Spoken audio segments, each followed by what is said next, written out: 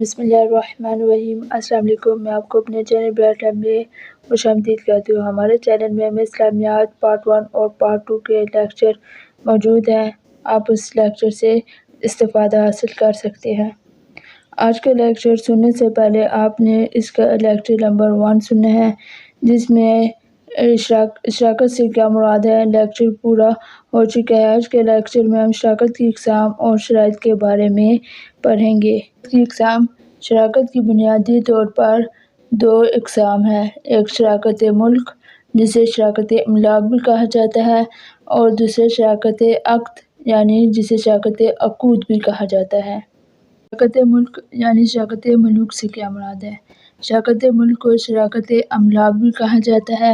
اس سے مراد یہ ہے کہ یہ 2 یا 2 سے زائد افراد کسی ایک چیز کے مالک ہوتے ہیں۔ مثلاً ایک چیز دونوں کو وراثت میں حاصل ہوئی ہے، یا دونوں نے مل کر خریدی ہو، یا دونوں کو کسی نے ہبہ یا تحفے کے طور پر دی اور ان دونوں نے اسے قبول کر لیا، یا کسی نے ان دونوں کو صدقہ دیا، یا کسی نے ان دونوں کے لیے وصیت کر دی اور انہوں نے اس کو قبول کر دیا، یا دونوں کے مال غیر ارادی طور پر ایک دوسرے سے مل گئے ہو۔ اگر شراکت املاک کی 2 اقسام ہیں: شراکت جبر اور شراکت اختیار۔ اب شراکت جبر سے کیا مراد ہے؟ جبر کے لفظی معنی ہے غیر ارادی طور پر جو ہے نا مال کو آپس میں ملا لینا، یعنی زبردستی کرنا، اس کی اپنی رائے کا اختیار نہ ہونا شراکت جبر کہلاتا ہے۔ شراکت جبر سے کیا مراد ہے؟ 2 افراد کے مال غیر ارادی طور پر باہم اس طرح ملا لیے جائے کہ ان میں تمیز اور ان کو علیحدہ کرنا ممکن نہ رہے۔ اب مثال سے آپ سمجھیے، مثلاً 2 فرد کی گندم آپس میں مل گئی ہے، یا ان کی باہم تمیز اور انہیں علیحدہ کرنے کے لیے کافی وقت لگ جاتا ہے۔ ٹھیک ہے، اب ہم گندم کے ساتھ اگر گندم دونوں افراد کے آپس میں گندم مل جائے تو ہم اس کو کبھی بھی علیحدہ نہیں کر سکتے، یعنی ہم اس میں فرق نہیں پہچان سکتے کہ یہ گندم ایک بندے کا ہے اور وہ گندم دوسرے بندے کا ہے۔ ٹھیک ہے، تو اسے شراکت جبر کہتے ہیں۔ ایک اور مثال سے میں آپ کو اچھی طریقے سے سمجھاتی ہوں تاکہ آپ کو اچھی سمجھ آ جائے۔ مثلاً ایک فرد کی گندم ہے اور دوسرے فرد کی جو ہے آپس میں وہ بھی کیا ہو گئی، مل گئی۔ اگر اب وہ دونوں افراد کو وراثت میں ایک جیسے مشترکہ یعنی ایک جیسے متشابہ چیز انہیں مل جاتی ہے تو یہ بھی شراکت جبر کے تحت میں آتی ہے۔ شراکت اختیار: اب اس کے لفظی معنی ہے کہ جو 2 فرد ہیں وہ کاروبار کر رہے ہیں، اسے مکمل طور پر اختیار ہوگا کہ وہ اپنا مال کس طرح ملا سکتے ہیں۔ اختیار: 2 افراد کے مال اختیاری طور پر ایک دوسرے سے مل جائے، یعنی وہ یہ اختیار دے دیں کہ میرا مال آپ اپنے دوسرے مال کے ساتھ ملا سکتے ہیں۔ اس میں 2 فرد کا ایک چیز کو ملا کر خریدنا، یا ایک چیز کو دونوں کو ہبہ یا تحفے میں حاصل ہو جانا، یا ایک چیز کا دونوں کو صدقے میں حاصل ہو جانا، یا ایک چیز کا دونوں کو وصیت کے ذریعہ حاصل ہو جانا، سب صورتوں کے مطابق مال کو باہمی اختیار کے ساتھ ملانے کو شراکت اختیار کہا جاتا ہے۔ دوبارہ میں دہرا دیتی ہوں تاکہ آپ لوگوں کو اچھی طریقے سے سمجھ آ جائے۔ شراکت املاک یا شراکت ملک کی 2 اقسام ہیں: شراکت جبر اور شراکت اختیار۔ ٹھیک ہے، یہ 2 طرح کی شراکت ہو سکتی ہے۔ ایسی شراکت جس میں انسان کا اپنا اختیار نہیں ہوتا اور وہ دوسرے کے ساتھ شریک ٹھہرایا جاتا ہے تو اسے جبری شراکت کہا جاتا ہے۔ دوسری شراکت اختیاری ہے، جس میں ایک حصہ دار دوسرے حصہ دار کے ساتھ اپنی مرضی اور اختیار سے شریک ہوتا ہے۔ شراکت عقد کو شراکت عقود بھی کہا جاتا ہے، جیسا کہ نام سے ظاہر ہے کہ اس میں معاہدے اور ارادے کا پختہ یقین کیا جاتا ہے، پختہ ارادہ کیا جاتا ہے۔ شراکت عقد کی تعریف یوں کی جا سکتی ہے کہ 2 یا 2 سے زائد افراد کا اس بات پر شرکت کہ سرمایہ بھی مشترکہ ہوگا اور نفع بھی مشترکہ ہوگا، یعنی جو ہے سرمایہ یعنی جو اس کی آمدنی ہوگی وہ بھی دونوں کے ایک جتنا ہوگا، اور اگر جتنا اس سے کاروبار سے نفع ہوگا وہ بھی دونوں باہم برابر تقسیم کریں گے۔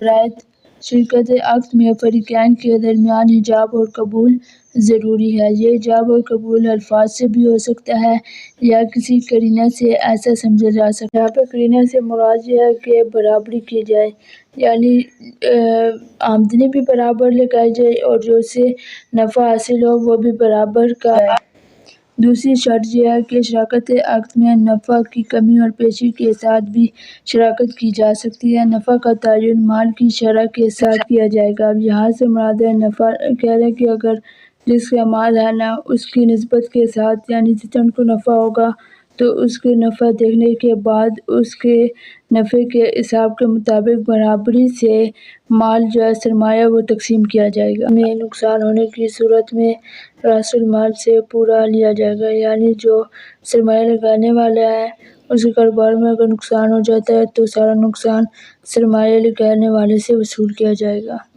تیسری شرط ہے دونوں شریکین کے مشورے کے بغیر نہ تو یہ قرض دے سکتا ہے اور نہ قرض لے کر کاروبار میں لگا سکتا ہے۔ شراکت عنان، شراکت عنان میں دو یا دو سے زائد فریقین آپس میں شراکت کا معاہدہ غیر مساوی بنیادوں پر کر سکتے ہیں۔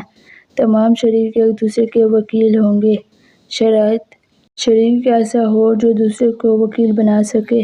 یہ شراکت مرد عورت، بالغ نابالغ، آزاد غلام، مسلمان اور کافر کے درمیان ہو سکتی ہے۔ تیسری شرط: اس کاروبار میں سرمایہ کا مساوی ہونا ضروری نہیں ہے، یعنی دونوں فریقین جو ہے نا برابری آمدنی یا سرمایہ نہ لگائے، کچھ کم بھی کر سکتے اور کچھ زیادہ آمدنی بھی لگا سکتے ہیں۔ چوتھی شرط ہے نفع کی تقسیم سرمایہ کی شرح کے برابر نہیں ہونی چاہیے، یعنی یہ نہیں دیکھنا چاہیے کہ ایک فریقین نے سرمایہ زیادہ لگایا تو اس کو زیادہ دیا جائے گا اور جس نے کم لگایا تو اس کو اس کا نفع کم دیا جائے گا، بلکہ سرمایہ آپس میں طے شدہ شرائط کے مطابق ہی دیا جائے گا۔ یہ شرط: شراکت میں نقصان فریقین کے سرمایوں کی شرح سے پورا کیا جا سکتا ہے۔ چھٹی شرط ہے کہ مشترکہ مال سے قرض نہیں دیا جا سکتا، یعنی دو فریقین کا مال ہے تو اس سے آپ ایک فریقین کے بغیر مرضی سے آپ اس سے قرض نہیں دے سکتے۔ شراکت ذیل، شراکت ذیل ایسے افراد کے درمیان ہوتی ہے جو ہاتھ سے کام کرنے والے کاریگروں مثلاً لوہار بھٹی وغیرہ کے درمیان یا دونوں لوہاروں کے درمیان بھی ہو سکتی ہے۔ شراکت ذیل کو شراکت بالمعمول بھی کہتے ہیں۔ شرائط: ایک ہی کام کرنے والے بھی باہم شراکت ذیل کر سکتے ہیں۔ مختلف کام کرنے والے بھی شراکت ذیل کر سکتے ہیں۔ نفع برابر یا طے شدہ شرح سے تقسیم کیا جا سکتا ہے۔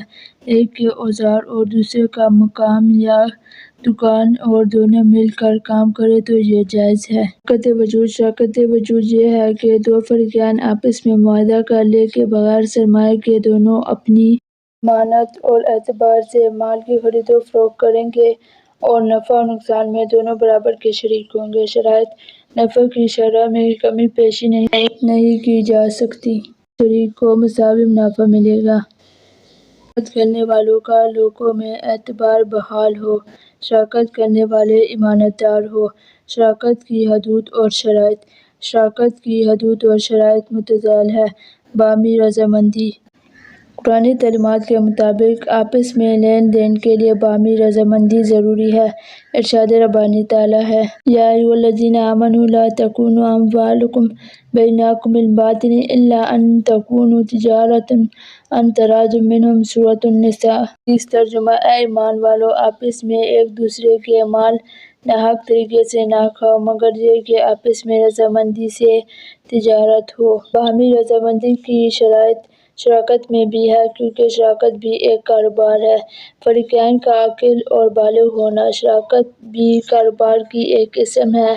کاروبار نابالغ یا مجنون نہیں کر سکتا، اس لیے شراکت کے لیے ضروری ہے کہ فریقین عاقل اور بالغ ہوں۔ البتہ بچے اپنے والد کی اجازت کے ساتھ اور غلام اپنے آقا کی اجازت کے ساتھ شراکت کے معاہدے میں شریک ہو سکتے ہیں۔ کاروبار کا جائز ہونا: اس کے جائز ہونے کے لیے حلال اشیاء کا کاروبار ہونا شرط ہے۔